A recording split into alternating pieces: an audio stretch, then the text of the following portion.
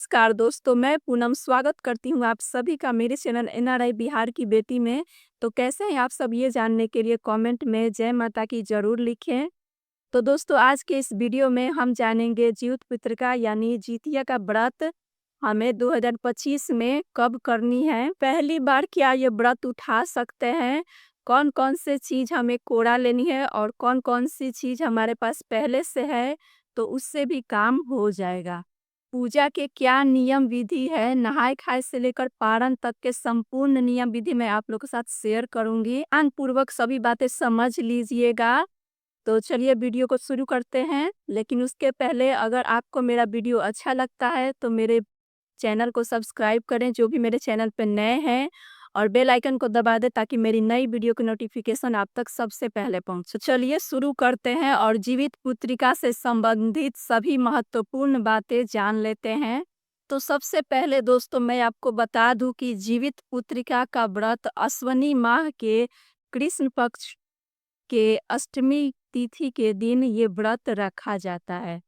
हर माताएं अपने संतान की दीर्घायु के लिए ये व्रत रखती है, उनका संतान स्वस्थ रहे, दीर्घायु रहे। तो दोस्तों मैं आप सभी को बता दूं कि जीवित पुत्रिका का व्रत इस साल 2025 में हम रखेंगे। 14 सितंबर दिन पड़ा है रविवार, और सोमवार को हम पारण करेंगे और नहा खा जो है वो 13 सितंबर यानी कि हम शनिवार को नहा खा करेंगे। बेटी के लिए ये व्रत रख सकते हैं कि नहीं, तो जैसे पहले से चलते आई है हमारे परंपरा की ये जो व्रत है हम बेटा के लिए संतान के लिए करते हैं, तो लेकिन बेटी के लिए भी हम ये व्रत कर सकते हैं। संतान के लिए ये व्रत किया जाता है, बेटा हो या बेटी हो, आप किसी के लिए भी आपके पास जो है बेटा बेटी जो है उसके लिए आप ये व्रत रख सकते हैं। ये व्रत 3 दिन का होता है, जो कि सप्तमी से शुरू होता है और नवमी तक चलता है। सप्तमी के दिन हम नहा खा करते हैं और अष्टमी के दिन हम ये व्रत रखते हैं जीवित पुत्रिका का, और नवमी के दिन हम पारण करते हैं। और ये व्रत जो है निर्जला किया जाता है, 24 घंटे निर्जला व्रत है ये। और इस साल जो व्रत उठाना चाहते हैं तो इस साल निसंकोच उठा सकते हैं, जो पहली बार उठाना चाहते हैं या फिर जिसका छूट गया है वो व्रत इस साल उठा सकते हैं। इस साल कोई भी अधिक मास नहीं लगा है। तो दोस्तों अब हम बात कर लेते हैं कि कोड़ा साड़ी या कोड़ा कपड़े पहनने चाहिए कि नहीं। तो ये व्रत जो है वो पितृपक्ष में पड़ता है, इसलिए हम लोग कोड़ा वस्त्र नहीं पहनते हैं। और अगर आप सबके यहाँ पहना जाता होगा, बहुत लोग के यहाँ अगर परंपरा होगा कि पहना जाता है तो आप सब पहन सकते हैं, क्योंकि व्रत में ये नहीं लिया जाता है। तो चलिए अब हम जान लेते हैं नहाए खाए से लेकर पारण तक के संपूर्ण नियम विधि। नहाए खाए के दिन हमें बाल धोकर नहा लेनी है। दिन पड़ा है शनिवार, तो बहुत लोग शनिवार को बाल नहीं धोते हैं, लेकिन इसमें त्योहारों में उतना नहीं लिया जाता है, त्योहार से बड़ा कोई वार नहीं होता है। तो जिसको भी शनिवार को नहीं बाल धोना है तो वो शुक्रवार को बाल धो लें, और उसके बाद जो है लहसुन प्याज का सेवन, मसूर दाल ये सब का सेवन ना करें। बहुत लोग के यहाँ मछली खाया जाता है, लेकिन हमारे यहाँ ये परंपरा नहीं है, हम लोग नहीं खाते हैं। तो नहाने के बाद हम लोग लहसुन प्याज नहीं खाते हैं, ना बैंगन खाते हैं, ना मसूर दाल खाते हैं। तो आप अपने घर का देख लीजिएगा, सबके घर अलग-अलग नियम होते हैं, अलग-अलग परंपरा होती है, लेकिन हमारे यहाँ तो नहीं खाया जाता है लहसुन प्याज। हमारे यहाँ नहा के जो है साग खाया जाता है, नोनी का साग, मंडुए के आटा का रोटी खाया जाता है और झिंगुनी का सब्जी। ये सब चीज़ें नहा खा के दिन ज़रूर खाया जाता है हम लोग के यहाँ। तो जिसके यहाँ जो खाया जाता होगा वो अपना नियम परंपरा देख लें, वही चीज़ खाएँ। ऐसे हमारे यहाँ तो ज़्यादातर लोग यही खाते हैं। तो नहाकर हमें यही सब चीज़ खानी है बिना लहसुन प्याज की, और नहाकर हमें पितरों के लिए जो है वो शुद्ध से जो भी खाना हम बनाएँगे वो शुद्ध से साफ से पहले पितरों के लिए निकाल देनी है, जो कि हम शाम में देते हैं। तो हमारे यहाँ तो पुआ पकवान, दाल पूरी, खीर और ये जो है नोनी के साग, झिंगुनी ये सब चीज़ का बनता है सब्ज़ी। और एक बात मैं आप लोग के साथ शेयर करूँगी कि बहुत लोग बोलते हैं कि पितरों लोग को जो है वो खाना बिना नमक के निकालना है। लेकिन ऐसा कुछ नहीं है, नमक शुद्ध होना चाहिए। तो आप सब नमक का भी खाना निकाल सकते हैं। हम लोग तो निकालते हैं, हम लोग नमक का खाएँगे और पितर लोग बिना नमक के, ये ठीक नहीं है। तो हम लोग तो नमक डालते हैं, शुद्ध नमक डालना चाहिए। जो पहले का है वो नमक नहीं डालना है हमें। तो यही सब हम दाल पूरी, खीर पूरी, पुआ यही सब बनाते हैं। और वो सब्ज़ी ज़रूर बनाते हैं और मंडुए के आटा का रोटी खुद हम खाते हैं। तो दोस्तों अब हम जान लेते हैं कि जिनकी सास नहीं है वो व्रत कैसे करें और जिनकी सास है वो ये व्रत कैसे करें। जिनकी सास है वो तो सिंपल नहा के जो बनता है पुआ पकवान वो खाते हैं और जिनकी सास नहीं है उनको जो है नहा के और छूना है, अन्न दान करना है। तो सबसे पहले होता है अन्न में आटा ज़रूर दान हमें करना चाहिए और इसके बाद तरोई झिंगुनी जिसे बोलते हैं और नमक, तेल, हल्दी, मसाला ये सब चीज़ें हम जो है दान करेंगे। जिनकी सास नहीं है वो दान करेंगे, जिसकी सास है वो नहीं करेंगे, ठीक है? और नहा खा के दिन में एक और चीज़ बात आपसे कहना भूल गई कि नहा के जो है हमें सबसे पहले मुँह में वो नोनी का साग जो होता है ना, वो नोनी का साग घोट के पानी पीना चाहिए। सबसे पहले वही हमें खाना चाहिए, उसके बाद ही और चीज़ें हमें खानी चाहिए। और आपके यहाँ कैसे होता है आप देख लीजिएगा, हमारे यहाँ तो नोनी का साग ही पहले खाया जाता है और ये उस दिन नहा खा के दिन का ये नियम है। तो ये व्रत ऐसा है कि नहा खा से ही शुरू हो जाता है और हर एक नियम का ख़्याल रखना पड़ता है पारण तक। नहीं तो इसमें अगर गलती होती है तो हमें माफ़ी नहीं मिलता है, ये जीव के लिए किया जाता है। तो इसमें हमें बहुत ध्यान से कर व्रत के दिन और हमें जीव का कोई भी हत्या नहीं करना है कि तो नहाए-खाए के रात्रि में जो है वो हमें कुछ ना कुछ घर में पकवान, पुआ पकवान बनाना है जिसके यहाँ जो बनता है और पितरों को गमकाना है, ठीक है?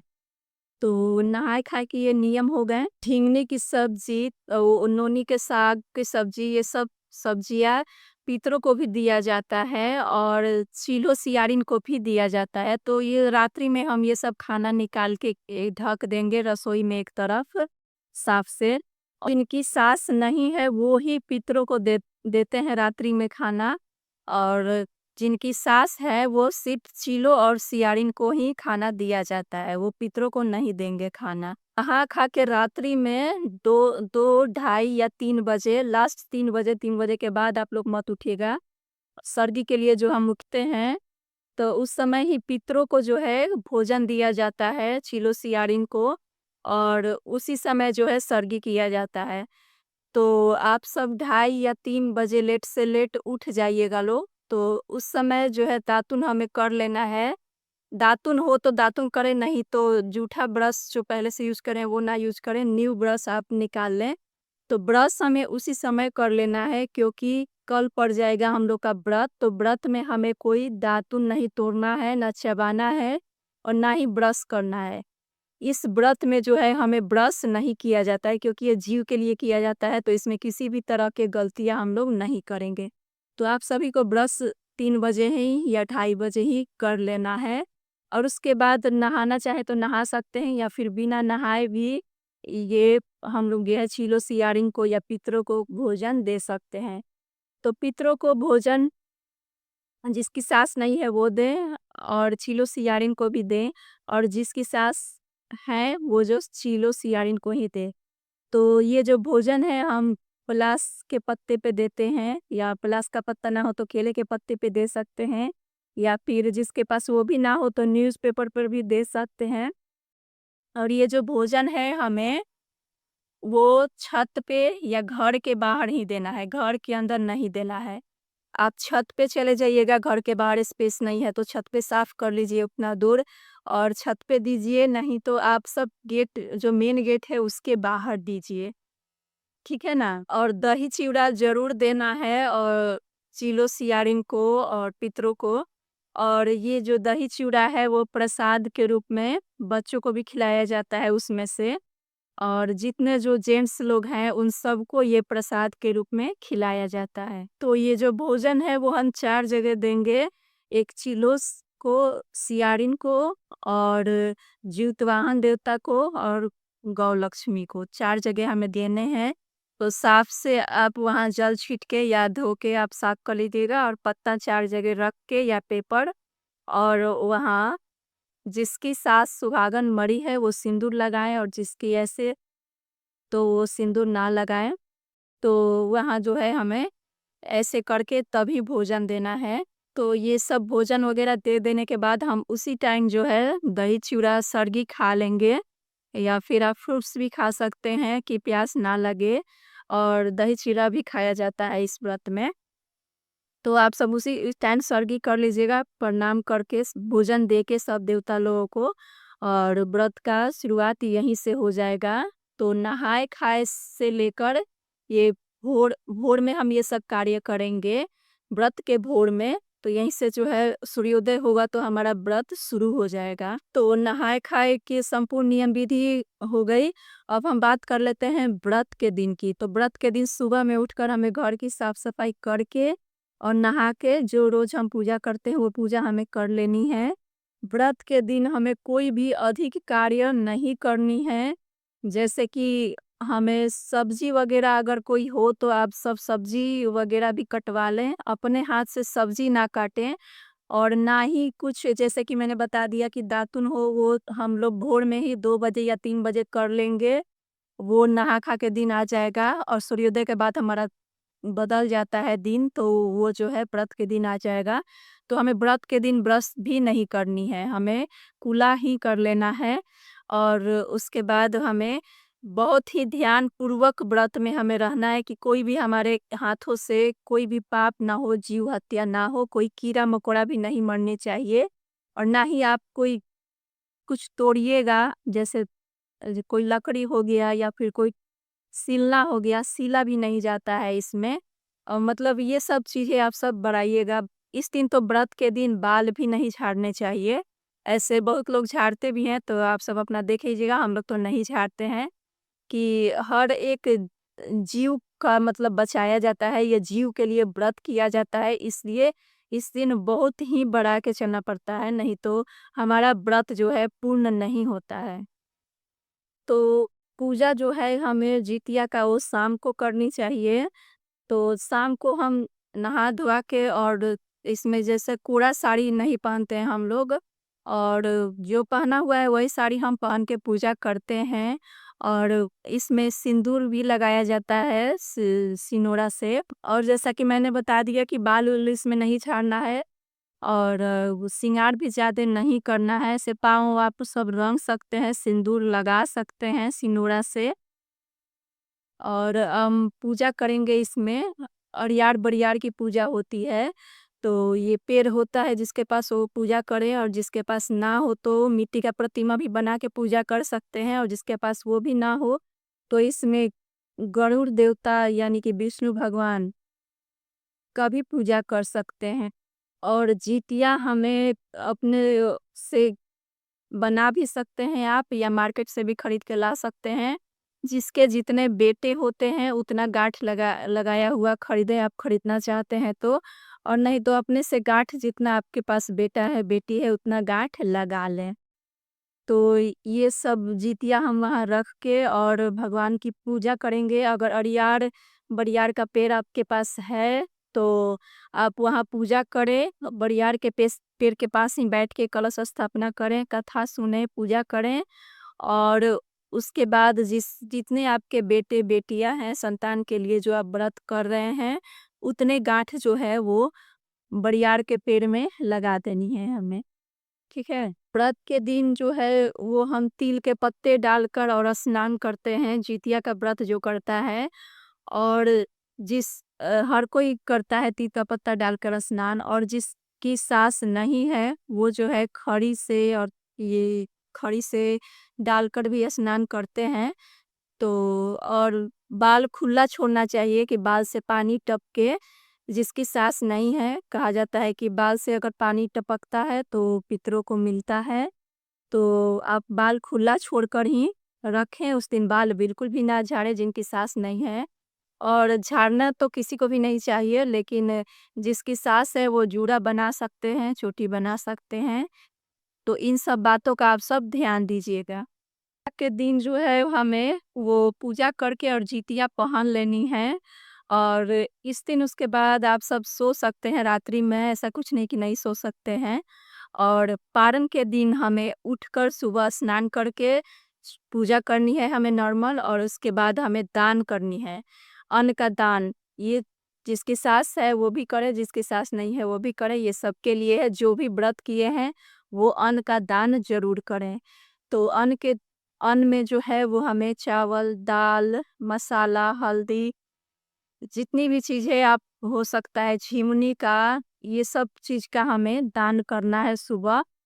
सुबह में फिर हमें सिंदूर लगाना है सिनोरा से, और उसके बाद वहाँ लीप कर और हमें अच्छा से सिंदूर से टिक कर और तब हमें पारण करनी है।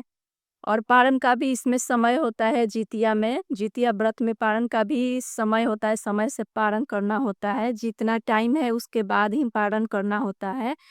तो और पारण में आपके यहाँ क्या खाया जाता है देख लीजिएगा, हम लोग के यहाँ तो कच्चा दूध से पारण होता है। तो तुलसी पत्ता मुख में डालकर और हम जो है कच्चा दूध से पारण कर लेते हैं। उसके बाद जो भी खाना बना है, हलवा पूरी या दाल चावल पकौड़ी, ये सब चीज़ें हम लोग खाते हैं। और व्रत जो हम लोग करते हैं, निर्जला व्रत या कोई भी व्रत, उसके बाद जो हम पारण करते हैं वो हमें बासी खाना से नहीं करना है, ताज़ा खाना, गर्मा गर्म खाना से हमें पारण करना चाहिए कभी भी। और आपके पास अगर सोने का जिउतिया है फिर भी आप धागा धागा का गांठ लगाइएगा, या फिर जितिया जो मार्केट से भी खरीद के लाए हैं उसमें हर एक गांठ लगाया हुआ मिलता है, 1 2 3 4 ऐसे गांठ, जितने आपके पास बच्चे हैं उतने गांठ का जिउतिया आप मार्केट से खरीद के लाएं। और वो धागा का ही महत्व होता है इसमें। आप सोना का बना लिए हैं फिर भी धागा का जितिया जरूर पहनिएगा। तो पारण में हम लोग के यहाँ दाल चावल और नोनी के साग का पकौड़ी भी बनता है। और नोनी का साग ना मिले, क्योंकि पारण में भी ये नोनी का साग का इतना महत्व होता है जितिया व्रत में, कि ये नहा खा से लेके पारण तक के, मतलब इसमें ज़रूरत पड़ता है। नहा खा के दिन जैसे कि मैं बताई कि नहा के सबसे पहले वो निगला जाता है, और उसके बाद पारण के दिन भी थोड़ा-सा भी ये खाया जाता है। अगर ना मिले तो कोई बात नहीं, आप साग वगैरह भी खा सकते हैं। और ये पकौड़ी बनता है, और जो बिना लहसुन प्याज के खाना बनाएँ, पारण के दिन भी लहसुन प्याज नहीं खाना है हमें, और मसूर दाल नहीं खाना है, बैंगन नहीं खाना है। और जिसके यहाँ जो बनता है वो अपना वो भोजन करे, और उसके बाद जो है अपने प्रणाम करे जीवित वाहन देवता को, और अपने बच्चे से प्रणाम करवाएं। और उसके लंबी आयु के लिए जो धागा है, जो जितिया है जिसे हम कहते हैं, उसको जो है अपने बच्चे को भी पहना दें। तो जीवित पत्रिका यानी कि जितिया व्रत की नहाय खाए से लेकर पारण तक की संपूर्ण नियम विधि मैं बता दी हूँ।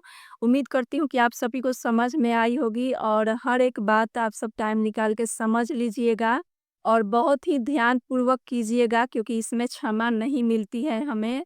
तो अब वक्त हो चुका है आप लोगों से विदा लेने का। तो उम्मीद करती हूँ कि आप सभी को ये वीडियो पसंद आई होगी।